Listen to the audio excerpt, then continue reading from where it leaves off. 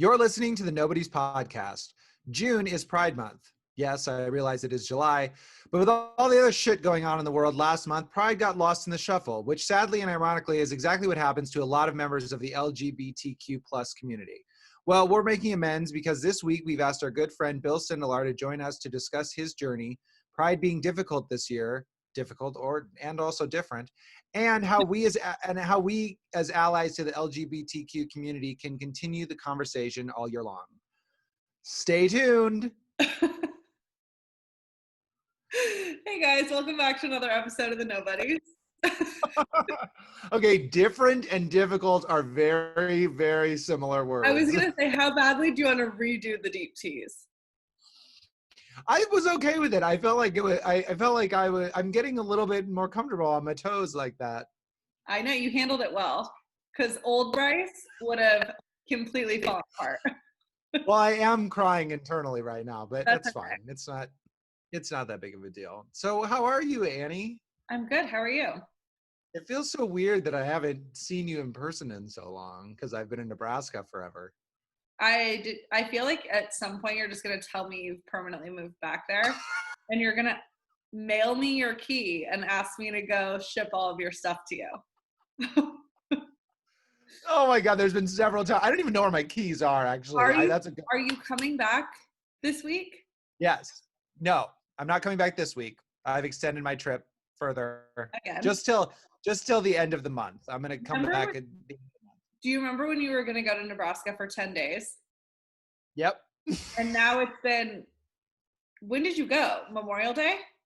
Memorial Day. Or Memorial Day weekend. Yeah, it'll be like 2 months. Over 2 months. Slightly. Are you still paying rent here? Yeah. Yes, I'm still paying rent. It's not that big of a deal. I just don't want to go. I just didn't feel like I need to go. I mean, now with LA locking down again, I was just like, what's the point of me coming back and then like having to sit in my apartment by myself when I have basically a home apartment down here at my parents' I mean, what about all your Bumble dates? I know that. I mean, but where are we going to go? Virtual. And also some places are open if they have a patio. That's true. Okay. Well, I may consider it coming back early. Don't tell me a bold-faced lie to my face. No, I know. No, I mean, I think it'll be, I'm excited. I mean, I was kind of like, all right, I mean, I'm ready to come back, but at the same time, I kind of feel like it was, I don't know. I'm definitely ready to come back, but I'm also like, what's the point of, like I said, what's the point of coming home and then just, be by myself where I can listen. I can sit here and have political conversations till the day is not, I mean, till I'm blue in the face, let's say. This is really right. Wait, how are you Court winning? I had a really good one and now I'm kind of forgetting it. I started watching The Morning Show. Finally. I know. I got a new phone, which gave me a year free of Apple TV. So I'm finally like watching it. It's really good. It's super good. Yeah, I like it a lot. What do you think of Jen Aniston? I think she did great. I think Reese Witherspoon is phenomenal in it too. Yeah, she's really good as well. Yeah. Not the same character as she was in more her recent shows. I felt like her character in Big Little Lies and her character in Little Fires Everywhere were sort of similar. They were the same. Well, yeah. And this one was a total departure from. And they did a really good job of making both of them look young. Yeah. Mm-hmm. Although, even though they're like Jennifer Aniston is, fighting this ageist, which I mean it's not like she's, super young, but like she looks great. We know you think that. Okay. She looks incredible. So I don't know what they're like, oh gosh, she's getting too old or getting overcooked. She has to play older roles now at this point. Yeah, she's no spring chicken, I guess. She can't play like the mom of a high school student. Well, I guess she right. Yeah, she could. Still wouldn't kick her out of bed. Still wouldn't kick her out of You bed. can't play a college student. Right. She can't play a college student, but I still, like I said, I still wouldn't kick her out of bed. Well, we know that, but you also can't get her in there, so. God, touche. Getting her into bed is your biggest issue right now. Yeah, yeah, like that's the problem that I Yeah, have. That I exactly. have. I am winning. I also had a good one, and now I can't totally figure out exactly what I wanted to say. I do think that you calling me ripped on our Instagram, like not only to me, so I posted a picture on the Nobody's Instagram of me holding my nephew Porter. I know you knew this was going to happen. And Annie commented underneath that she said, "You look ripped in this," and I hated saying that.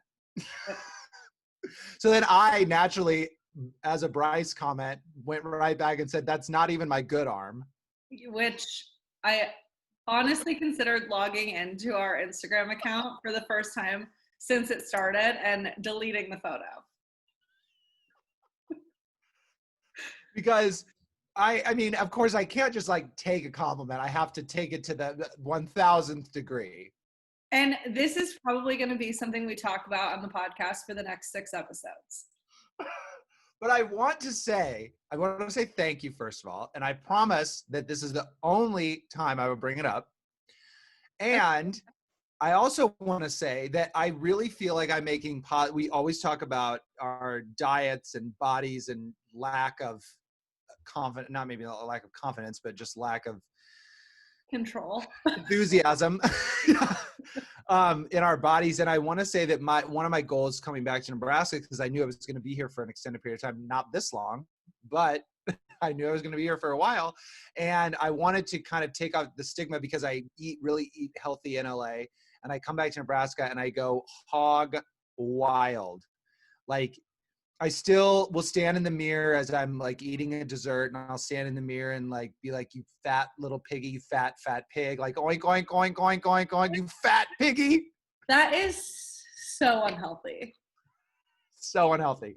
But I will say that to myself still. However, I want to say that I really feel like I've made, despite that, I feel like I'm making a lot of strides about kind of destigmatizing Nebraska for me. I can eat.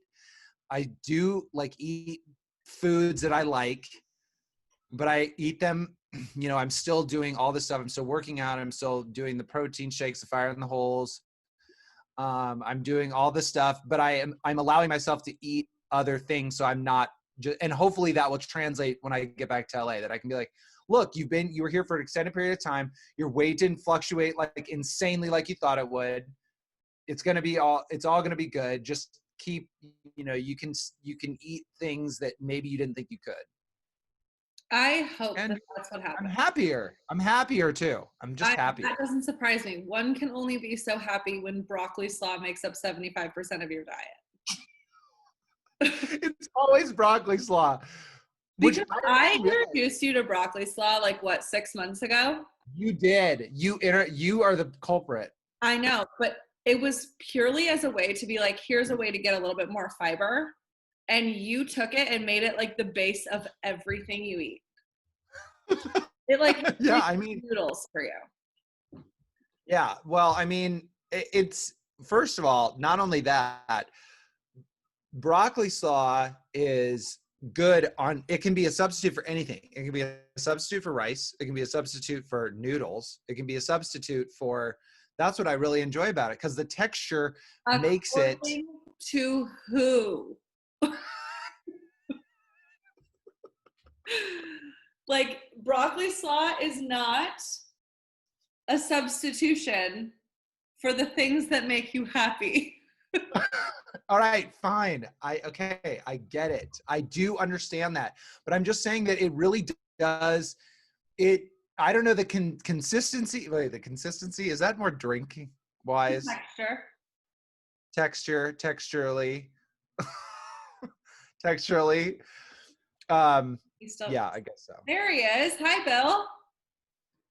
You guys, You guys, we have a very special guest. That's our end of our quorum winning, I guess, I suppose. We have a very special guest this week. He just got on Zoom. That's why we wanted to actually do an introduction, because last week when Annie, your brother-in-law and sister, we didn't even introduce them. I know.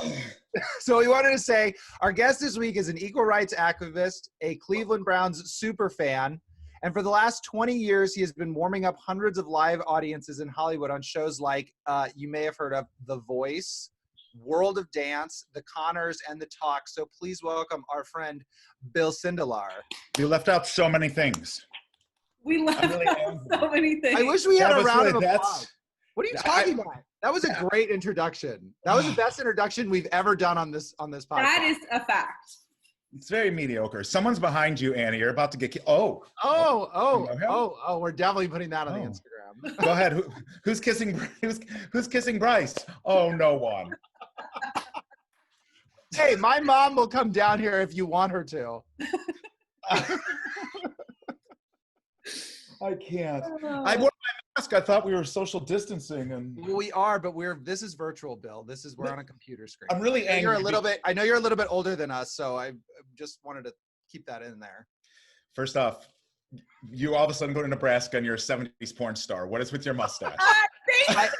Thank you. What are you wearing? I am sporting, for everyone who can't see, I am sporting a mustache. I was inspired. I watched the latest Mission Impossible movie, and Henry Cavill had very short, he had scruffiness, and then he had a fuller mustache, and I was like, that looks pretty good. I'm gonna say on Henry Cavill. I know. I was gonna say, so you're Henry Cavill now.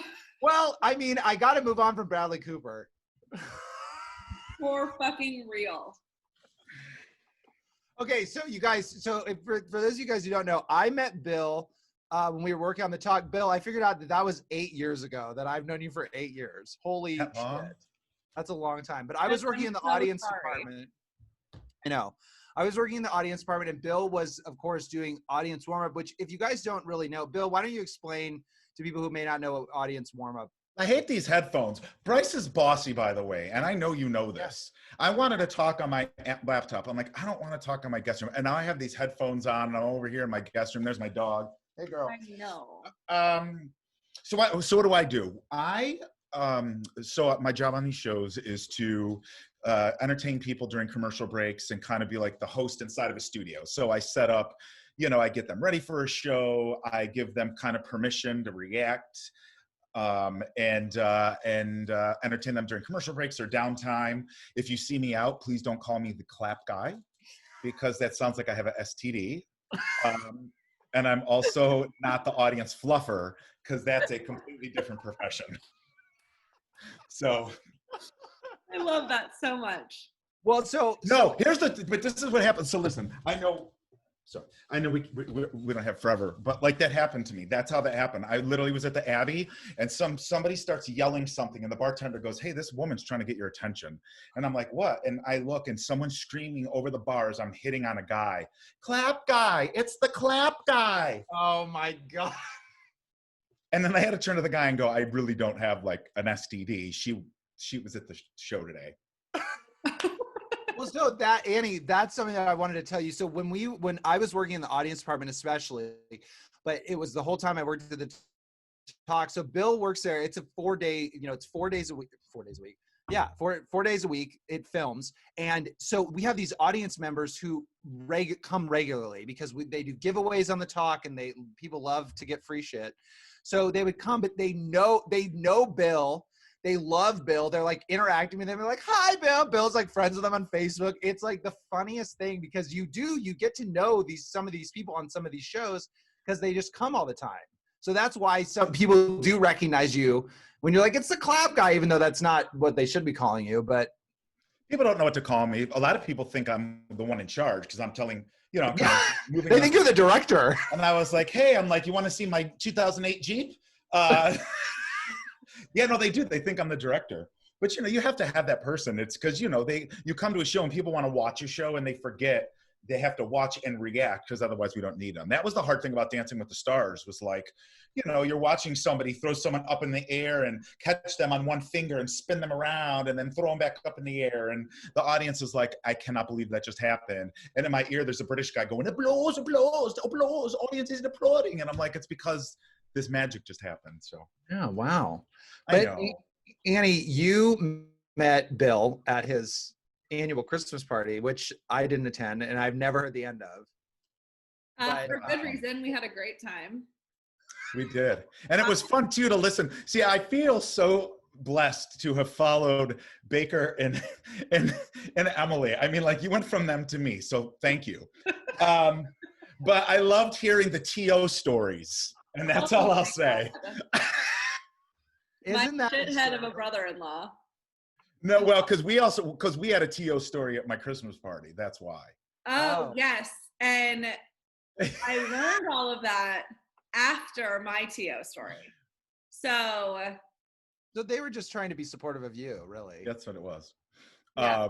No, but I yeah, no, was at Bill's Christmas party because Bill is a client of Ben's. Yes.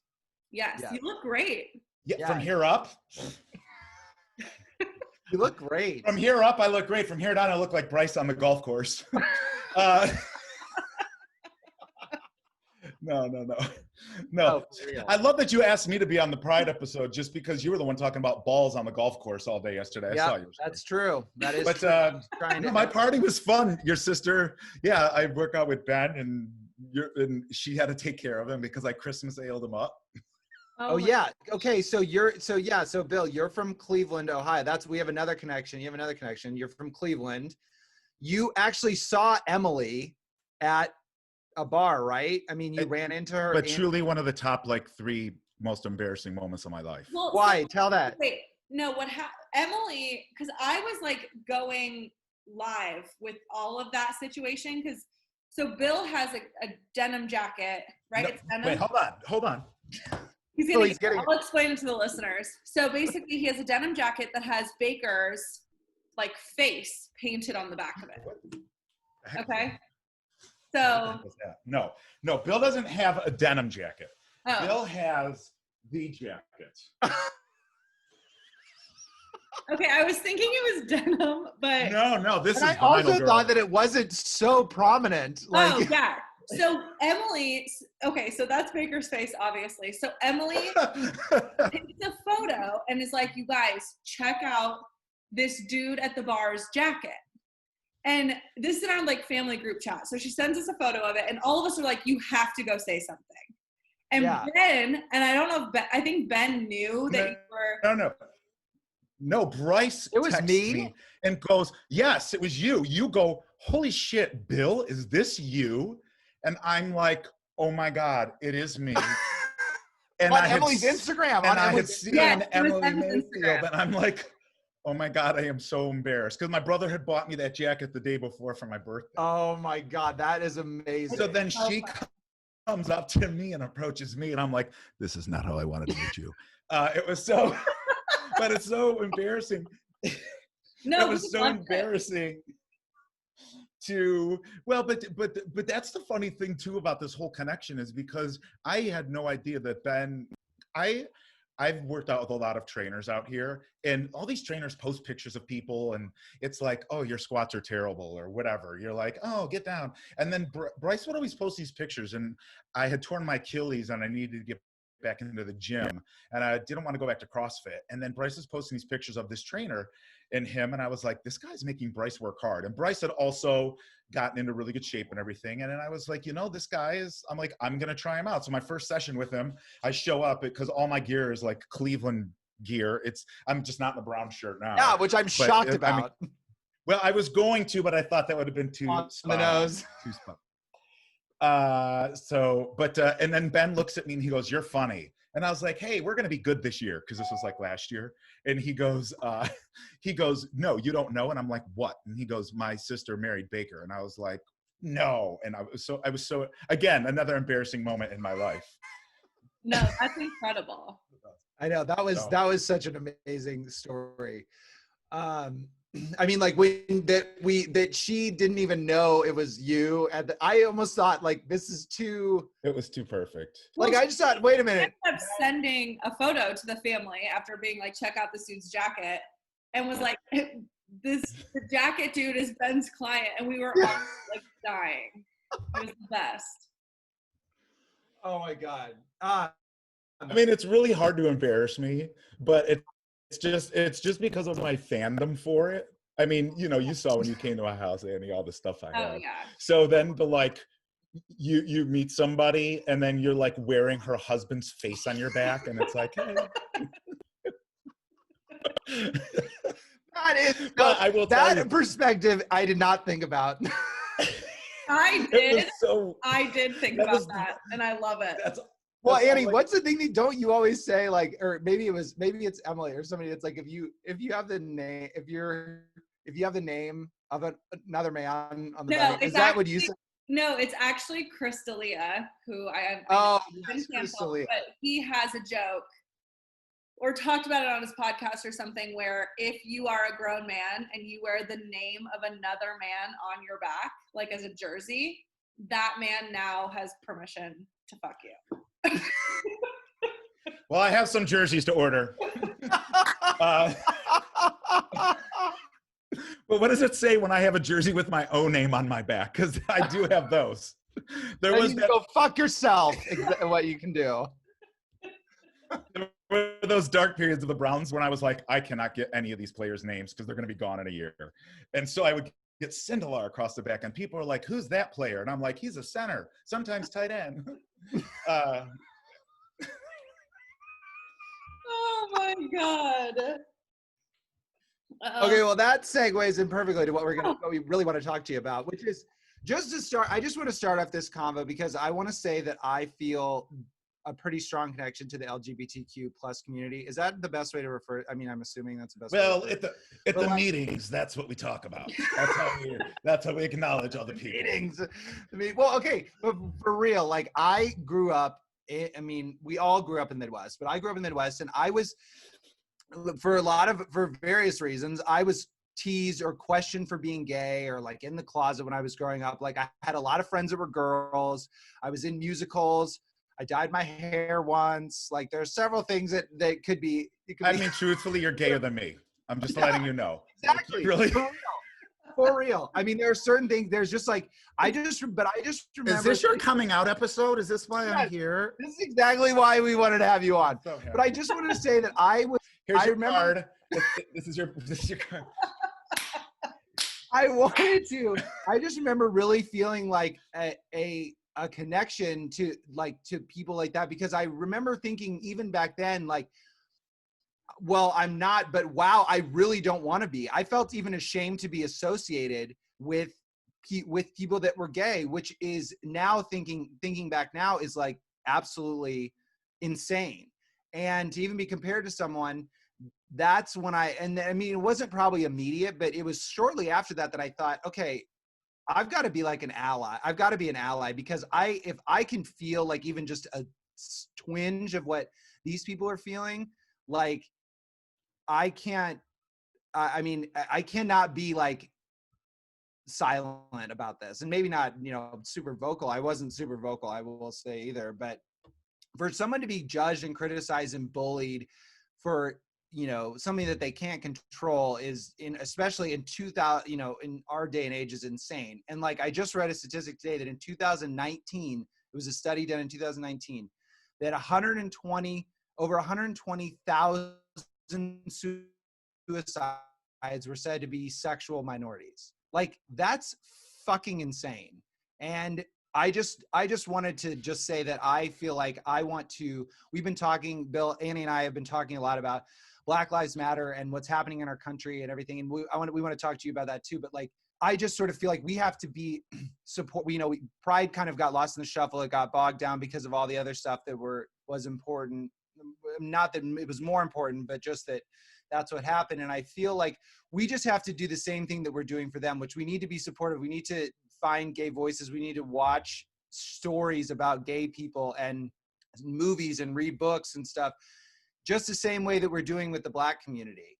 So I just wanted to say that to start off our conversation, but like I wanted to know what your perspective was too, growing up But in just the to piggyback Midwest off as of well. what you said, like I've said this for a long time, and this is not going to be gang up on Bryce, but if the blacks, gays, our people of color, and women got together, we would run the country. But instead, we all fight each other. Yeah. So I would get, it's weird because, I look at a lot of, especially West Hollywood, which is a very white gay, which also can have its own racism on its own. Oh my gosh, sorry, my phone was going off. It's the Backstreet Oh my God, I Boys. was just gonna ask if it was in sync. Sorry. I'm sorry. I actually thought I turned it off. But that's the thing about the whole Black Lives Matters movement. Also, is it's like it's one minority that should be uplifting another one, which is why like I was happy that when they did the march, we did a Black Lives Matter Pride march together, because I mean, obviously it's more extreme on one side, but it's still the same idea and concept. And it's like if we would all just get together, we could change a lot of stuff. Take over the world. Yeah. So when it comes to just like you're saying, the stuff about the stories, the same is true. The same is kind of true for just for a lot of groups, women. Yeah. Women of color, Black, everybody. So, and it's good that they're getting out there, growing up in the Midwest, I was in the closet. I tried to come out when I was in college. And when I try to come out to college to this girl, I didn't know she had a crush on me. So then she told people, well, the reason why Bill doesn't like me is because he's going through something and he's gay, which threw me right back in the closet because I thought I could trust her because her best friend was gay. And then I moved out to LA and moved in with two of my friends that I didn't know were a couple. And then when we moved in together, they told me they were gay. And I was like, well, I can't live with you. I'm like, I'm not gay. And I want to be an actor. And I picked up my stuff and moved back to Cleveland. That was part of the thing, but it wasn't the whole thing. And I was like, I lived out here for like 2.5 months and then freaked out. And then it's funny, the night that I moved back home, all of my friends, because there used to be a SeaWorld in Cleveland, and my friends from SeaWorld that night, I had worked there for 4 years. We were supposed to get together and they all ditched and bailed on me. And I was like, I'm going to find a gay bar. And I found a gay bar that night and I hooked up with somebody, and that was my first time. And it's weird. I mean, I tell you that story and it's weird because it's like you just moved from LA because you didn't want to be something. And then you moved to Cleveland. And it was funny because the minute I stepped off that plane in Cleveland, I was like, okay, well, I'll be moving back to LA in a year. I'm like, I just need to get my shit together. Wow. So, but yeah, no, it was hard, dude. I mean, where I went to high school, we were like 60-40 white to black, maybe 70-30. I feel like 60-40, but I didn't know any Jewish people. There was one gay kid. I made fun of the gay kid, Be Well, no, it's not funny. It's not funny. But it was hard for me though growing up because see, I didn't want to, because like I'm not obvious. I mean, I can do it, but there's certain people where you look at and you're like gay, and. Well, you say I've heard you say that too, where you say it's really hard for you. You're not a conventional gay guy, and so it's hard. Season tickets to the Browns. Like, what gay guy wants to? You don't fit in. Yeah, exactly. You act like you don't fit in, though. You act like you don't fit in with the gay community. Well, I don't know if I fit in. I think I'm of a particular taste, just because I'm loud and I'm that guy all the time because I do that for a living, and that's hard for some people. And I don't know. I think it's. I don't know what it is. I was so focused on work for so long, and it's like, it's hard to date out here. And, that just goes back to a whole gay thing too. Because when you're growing up, you don't get a chance to date. I didn't get a chance to make the mistakes or to meet girls or guys and fall in and out of love. Like my first boyfriend and I, we were together for almost 8 years. And, I caught him cheating on me. So then I cheated on him, and then he cheated on me. And it was this, like, we'd go on vacation and he'd be like, oh, I lost you, and wouldn't come back that night, and like went and hooked up with people. It was just like mind blow, and you look at that and you're like, wow, I wish I'd have made those mistakes when I was younger. Because then you're like 8 years of your life is gone as an adult. And then all of a sudden you're like 32 and you're like, wow. And so that's one of the hard things about growing up, and That's a really good point. being I didn't think comfortable with who you that. are. You don't have a lot of those lessons, you don't get to go through that stuff. And it might sound stupid, but when you have a normal childhood where you can actually act out on feelings or talk about your feelings. I mean, I was so suicidal growing up. I used to call suicide hotlines all the time from like 10th, 11th, 12th grade.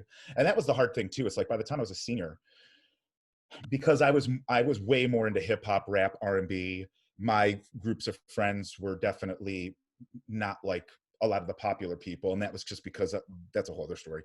But like my last class, my locker was across from my class, and they would like decorate my locker with all this gay stuff. So I literally would watch people decorate my locker with signs and posters, and like one of our wrestlers won a state championship, and they put when he won, he was jumping, and someone put my picture holding him.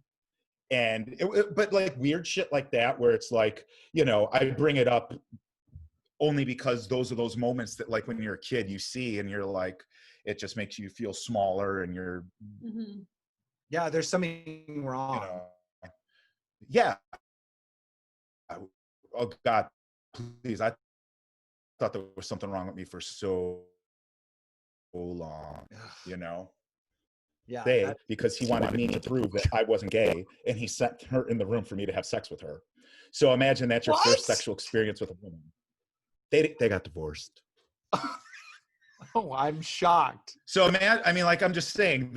So that starts at what? That's like 20 for me. And then you go into this relationship or you meet this person, and then all of a sudden you wake up, you're 32, and you've had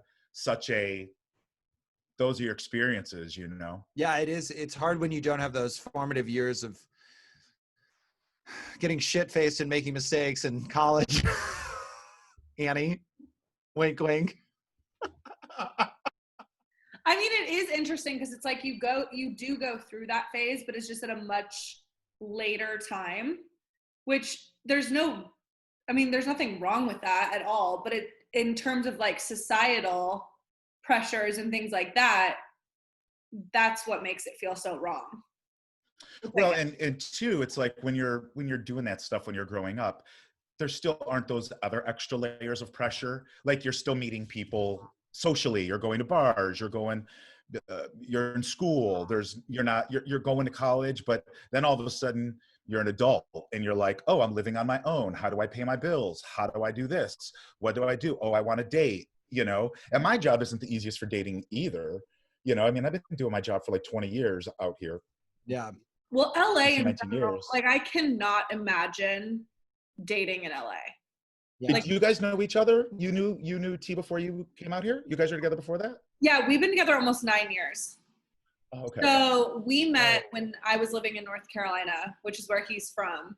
And then we've moved all over the country together. But I just cannot, because I'm 31 and I cannot imagine dating at 31 in LA.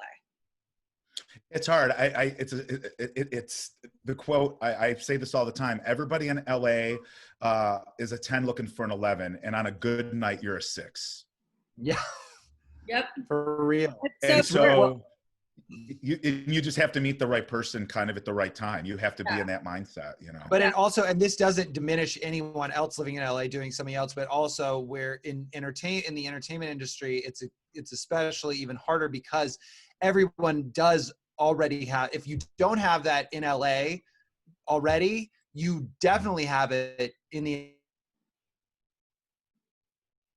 you are always looking for the next best thing because you're constantly having to hustle and do, I mean, in terms of at least what we do working in production, like you're constantly having to hustle and meet people and do this stuff to get further ahead. And it's like, you don't ever want to be tied down too tightly because then you're never going to advance. So it's like, there's really too many shitty options out here too. I mean, you just, you're, even when it comes to work, just in everything, you go into a bar and you're like, wow, there's 100 possibilities in here. And maybe tonight I'll be that one person, Yeah. You know, no, that's not meant to sound True. pathetic. No, it's true. Like if I went to a gay bar in Cleveland, like there was a point where I used to go to a gay bar in Cleveland, and every time I walked in, I was like Norm. People would call me Hollywood, but they knew me. But like I'm telling you, That's a Cheers reference, Gen Z. Oh, shut up. These old kids. Them and their We do in the meetings. We talk about Cheers. Whatever, 2.5 Men. Because I'm wearing my Charlie Sheen baseball shirt. But no, but you know, it's like my friend Robbie and I always made this joke growing up. It was like, we're only going to meet guys if we moved back to Cleveland, because he moved to New York and I moved to LA.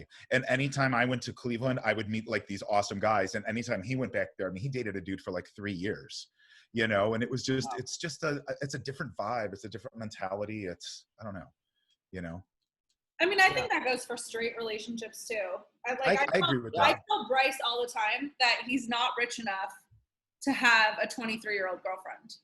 Yeah, it's a constant thing that gets told to me. And that mustache screams 45-year-old girlfriend, just so you know. You're not. My mustache is really, it really, this needs to be longer, and I swear it'll look good. I promise. But talking about referencing TVs and movies, you are sincerely obsessed with the movie Love, Simon and its TV show spinoff Love, Victor, which is both are about coming out stories about teen boys in high school. So, but you got to. Oh, now you make me sound like the creepy old man. No. You like it. I know why you like it. Tell everyone else why you like it, because I know why you like it, and I think there's a really good reason behind it. But I think this is what I was saying before. It's like, I was just real quickly, I was not apprehensive to watch Love, Simon, but I was like, oh, you know, I'll get to it. It seems like I knew you loved it. But I always thought like, I wasn't going to run out to the theaters to see it. But after I watched it, I was like, just to pound out my point, which is we need more movies like this, and we need to have people start watching shows like this, because it is a story that needs to be told. So go ahead and tell people why you really like the movie. No, I didn't. It was funny because I didn't even know what it was, and Josh Duhamel came on the talk.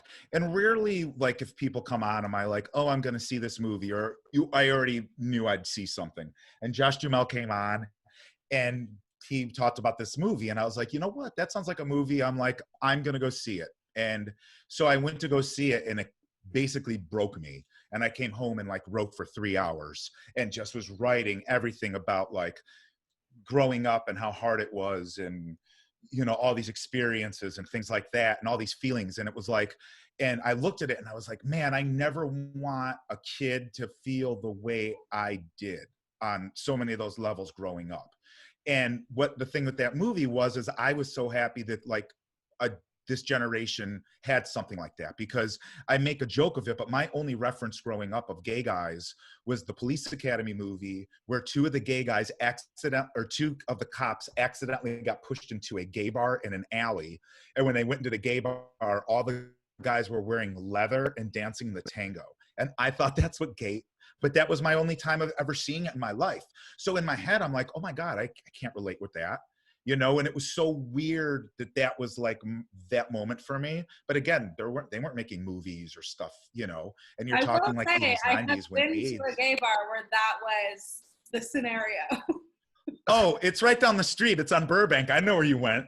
And you're dirty. I know what's going on. No. But he like jumped right in too. Anybody like was like, this is my favorite place ever. Like, oh my God, I'm gonna be in the back by the fire. Don't take Emily there. But Bryce, you'd fit in with that mustache. Oh yeah. All right. But the movie. I'm channeling Freddie Mercury. Okay.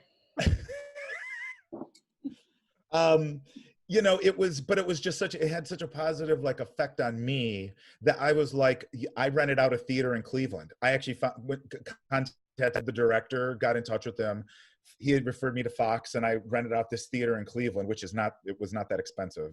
But you know, then the LBGT center down there filled it up with people. And I was like, if I had one kid walk out of here feeling better about themselves, this was worth every single dollar that I spent. And so from that, like my writing partner and I, we wrote a kid's show, like a young adult show. because my writing partner deals a lot with like relationships, and he writes a lot of young adult novels and stuff.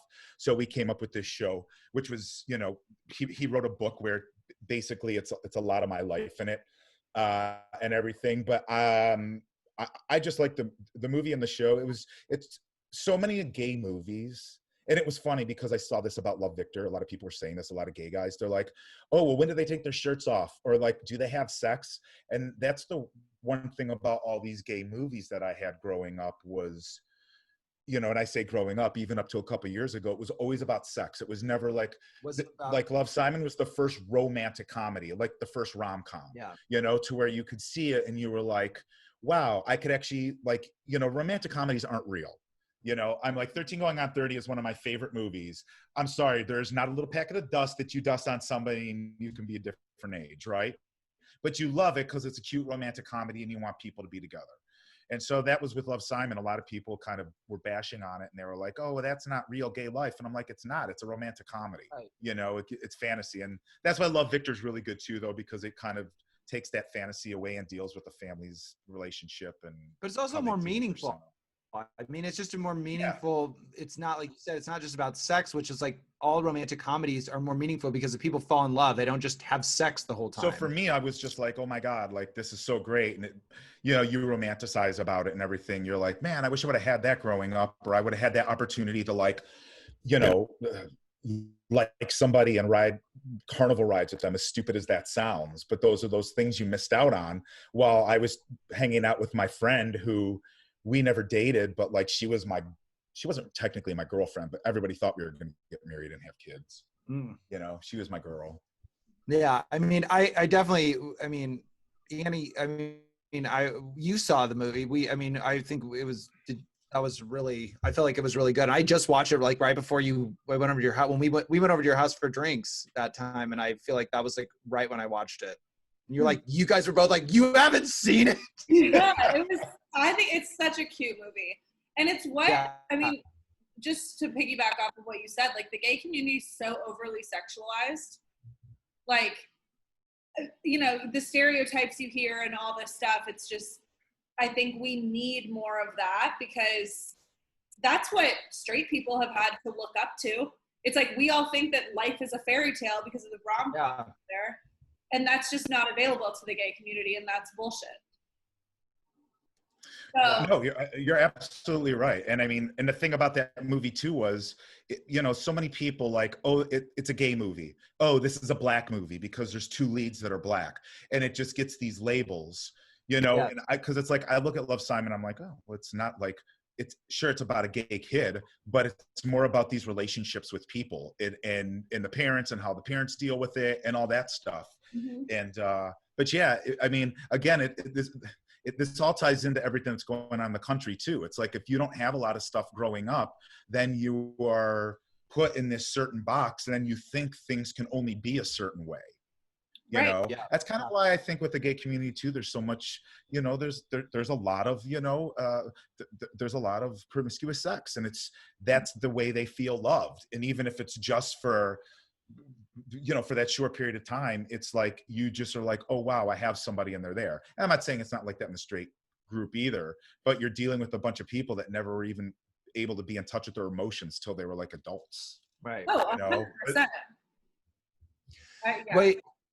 Well, so the reason why, just for people that don't know, the reason why Pride is celebrated in June is because in the early hours of June 20, this is from a CNN article, so I didn't like write this so eloquently, but the early hours of June 28, 1969, police raided the Stonewall Inn, which is a gay bar in New York's Greenwich Village, and began hauling customers outside. Tensions quickly escalated as patrons resisted arrest, and a growing crowd of bystanders threw bottles and coins at the officers. New York's gay community, fed up after years of harassment by authorities, broke out in neighborhood riots that went on. About this article, which I thought was great, and what was eye-opening, and it was both like obvious and like, why would even have to say this, but basically at the very end of the article, this came from a headline that's called "It's Pride Month, Here's What You Need to Know." And basically it was at the end of the article, it's like, can I participate in LGBTQ plus parades or Pride Month if I'm not that? And they were like, in the article, it's like, yes, of course you can. Like, it's encouraged if you do. And it's like, wow, how different is that from other groups of people that are like just complete, like the gay community is so open and, you know, welcoming, then like that, like, it's just amazing that we even have to put that on anything. And the other thing that's funny too, is it's like, I love how everyone in the community just got on board, like with everything that's going on of like with Black Lives Matter and stuff, even though it was that happened, like that sparked basically in the early days of June.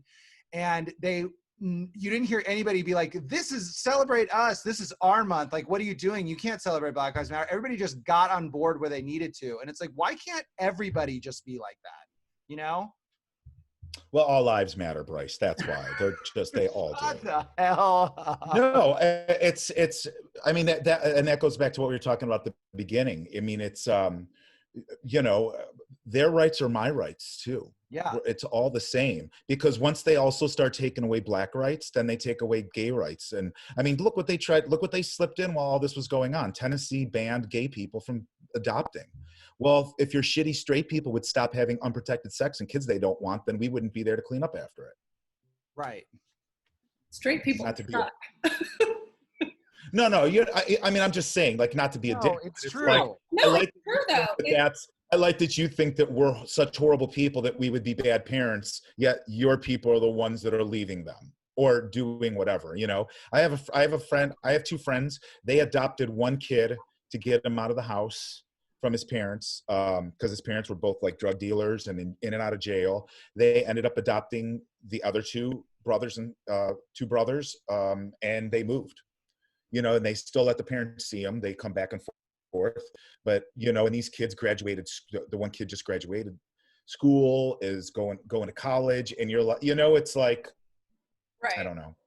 No, that's amazing. Yeah. But yeah, no, all that. Hey, listen, Stonewall wouldn't have happened, and gay rights probably wouldn't have happened without those, the drag queens and just the violence and everything that happened there to the transgender community, because they're the ones that, you know, it was the Black transgender community that started it all too, you know. That's a really good point. Yeah. Oh, and I think you guys, everybody, you should go follow Bill. Bill, what is your Instagram? It's at 6BSB. 6BSB, which stands for Sixth Backstreet Boy. But you really do. You've been putting out some really woke content all across the board, and I've thoroughly enjoyed seeing it. And so if you guys do want, it's not just about gay rights. I think we're all three of us on the same page. We're all very much about equality for all people. And I think that's what is really impressive about, you know, each one of us, because we don't care. It doesn't matter if it's gay, Black, whatever. We just want everyone to be equal. Except mustache rights. Yes. All right. Yeah, well, fuck mustache rights. All right. You know what? This is really going off well. Okay. A lot of people, no one has said they hated it except for you two. So Well, I didn't say I hated it. I said it. The only ones that matter. that's true. That is true. Well, Yeah. Bill, thanks so much for being on our podcast. I mean, what a delight. And what a whirlwind. Delight. I mean, it goes by fast, doesn't it? I mean, really. I mean, I'm just bummed that we're not going to be able to go to Big Brother this year. Oh, don't remind me. No, but What were you gonna say, Anna? Bill, as soon as everything opens up, let's get a table at the Abbey. I know. I'm down. We might as well just do it in my backyard. It's the same thing. That's true. It's actually more fun there in your backyard. I mean, we really should. I know, right? Seriously. Well, thank you. We're gonna take a quick break, and we'll be right back. Thanks, Bill. You have more to talk about? Yeah. Yes. Wow. Hey guys, we're back. Hi again. It's just Bryce and I now. Bill Yeah, it's just us. jumped off. But we were just talking about how we thought how great that was. I think it was really relatable, and we hope that you guys learned something from that, and that, you know, everyone can be a little bit more tolerant of everybody moving forward. So, Agreed. So moving to our last segment, this is we really need like sound cues. There we go. This is Annie's approval. My favorite segment. Are you excited, Annie? Always. Okay, so I have three stories for you. So three headlines. The first one is in keeping with our Pride theme, even though we're late, better late than never. Skittles ditches the rainbow to celebrate the LGBTQ plus community for Pride Month. So this actually happened a couple months ago, but basically they released gray Skittles. It said they were colorless with both the packaging and their products for all of June, saying there's only #one rainbow matters during Pride. So, do you approve? I see what they were trying to do, but I feel like maybe donating a portion of the proceeds of Skittles to LGBTQIA groups would maybe have been more appropriate. Bigger impact? Just a little. But also, like, the other thing is that what about the flavors? They're all different flavors. If the Skittles were gray and they're packed, I bet actually sales tanked. Probably. You don't need to change it. I think what you said was perfect. Like, that would be the best thing to do.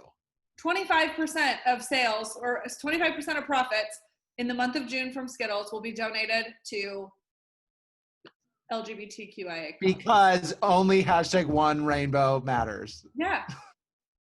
The thought, I appreciate the thought. The execution was very poor. So no, I do not approve. Good. Okay, great. Oh, wow. I thought that was going to be the only one that you were going to approve of. Okay, so well, now let's say I just don't approve of anything. Yeah. Okay, so the next one is Louisiana man faces charges for swimming in sporting goods store fish tank. Police in Louisiana were able to reel in a man captured on video swimming through a fish tank at a sporting goods store.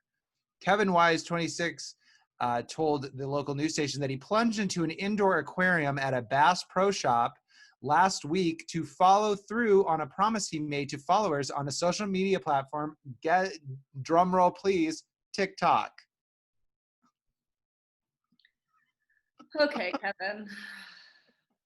Why did he promise that he would do that on TikTok? He said, I said if I got 2,000 likes, I would jump in the tank.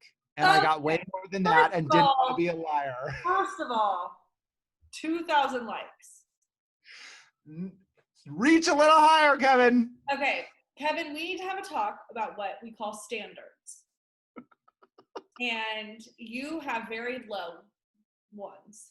I don't approve of this. This is stupid. Okay, well, a video. Louisiana, stop trying to be Florida. Thank you. Number two, I do not approve of Louisiana trying to be Florida here. No, Louisiana. But a video are home to my favorite city in the world. Please don't be dumb. Okay, wait. It gets a little bit better. A video captured by shopper whose name is Treasure McGraw showed Wise swimming through the tank before climbing out and running from the store with wet clothes. We heard a big splash and thought it was one of the fish, McGraw told the news outlet. My fiance was like, somebody's in the tank and we saw a guy swimming. First of all, that is not a great quote. But the Bass Pro Shop filed a complaint saying it cost them money to empty out the 13,000-gallon aquarium and to clean it after he swam in it. Again, please just stop trying to be Florida. Also, don't name your kid Treasure. There's not a single part of this story that I approve of. Enjoy. Yeah, no. Okay, here's another one. Bad. It's all bad. And here's the last one. So, man ditches car, floats down river in Missouri after fleeing traffic stop, police say. First of all, I want to just say that the last article I read was from the Huffington Post. This is from Fox News. So a man in Missouri was arrested after attempting to escape from police by floating down a river to flee a traffic stop on Friday. Said the incident unfolded around 8:30 a.m. when a 38-year-old man attempted to escape from police by floating down the Berbeus River. Let me see. It said the man drove through a hayfield and ditched his car Friday morning before he attempted to swim down the river. Law enforcement initially stopped. Officials said the 38-year-old man was initially stopped for driving without a license and failing to yield to law enforcement. So he decided to get in the river to not be arrested. What was this man's name? Hang on, let me see if I can find him. I don't think that they identify him. Do they identify his race? Let me see. No. Okay, I'm going to go on a limb here and say that this is a wonderful example of white privilege. Yes. Because if a black man tried to jump in the river to escape cops, the ending would probably be different. Oh, it does say the man's identity was not released. Wild, who was the police officer's last name, said, although it is definitely not normal, this is not the first time someone has attempted to escape by floating down a river. He said that this has happened several times before. The only thing about this story that I approve of is that the officer's last name is Wild. That's the only ray of sunshine in this whole story. Oh, Annie, we had no approvals this time. No approvals. None. Zero. Zero Wow. approvals. Goose eggs. I'm not feeling very let things slide right now. I get that. So and I approve. I approve of that. I approve of that as well. I approve of not having approvals. Right, exactly. Well, that's all we got. That's all she wrote. That's all she wrote.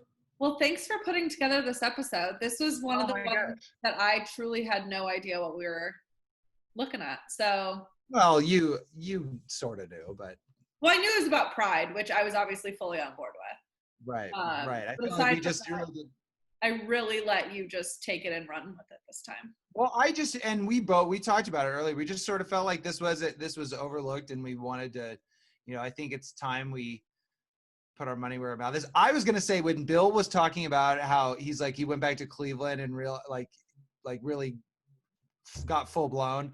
That's how I feel coming back to Nebraska, coming from LA. I'm like, all right, I'm back in Nebraska. Like I'm basically Elizabeth Warren now. Like I've become someone. I'm like a shell of who I downloaded the Biden campaign app yesterday. Yeah, honestly, but I get his sentiment. I'm like, I understand like going to an extreme when you're surrounded by like people that are like so opposite of what you believe in. Yes. And I think you're like, I feel like that's really sort of galvanized me into thinking like, I got to stand up for people. I've got to like start using my voice for things that are not just stupid shit. Yeah. So anyway, well, thanks guys. We really, really appreciate Bill coming on. Again, you can follow him at 6BSB on Instagram. And you want to take this one? No, I don't. I have no idea what the spiel is. That is one thing that I have no clue. Okay, so make sure you're following us on Instagram at Nobody's Pod, at Annie_Welk, at Bryce Advice. It's the exact same on TikTok. Twitter is at Nobody's the Pod. Same for the personals. You can email us at noexpertallopinion@gmail.com. Thanks, guys. We hope you have a great weekend. Yes, thank you. And more importantly, a mediocre week. Thanks, guys.